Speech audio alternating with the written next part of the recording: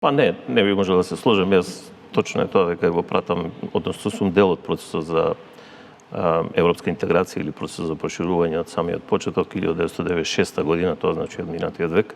18 министри или подпредседатели на влада или министри за европски прашања веќе сум нивни соработник, тоа значи сум поминал што би се рекло сила и харидба се што во целиот тој процес. Вакви извештаи читам од 2022 година, кога беше процесот за стабилизација и асоциација лансиран. Првиот извештај го добивме, се сеќавам дека беше негдека 3-4 страници, многу едноставен кус извештај во споредба со сегашните извештаи кои што се по 100 и кусур страни. Тоа беше само некаков почеток. Меѓутоа и тогаш се обидувавме да процениме дали е добар или лош.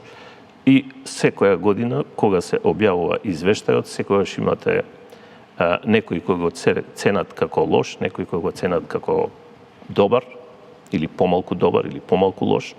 Тоа значи дека извештајот не се подготвува, искуството наше или моето искуство вели дека извештајот не се подготвува за да ве оцени дали сте лош или добар, и извештајот не е лош или добар. Извештајот е слика на тоа што се случило во последните 12 месеци, односно периодот во кој што се оценува напредокот, во случајов е од септември минатата година до септември оваа година, и тоа има посебни оценки, градација, која што веќе методолошки е развиена и која што во последните 6-7 години е непроменета. Но има уште еден дел од оценката во самите извештаи, особено велам во овие 5-6 години, последни, кое што е кумулиран напредок или усогласеност со правото на Европската Унија, кумулирано од кога сме почнале да се усогласуваме, ние барем, до денеска. Било секоја држава, од почетокот на секоја држава во усогласувањето е различен.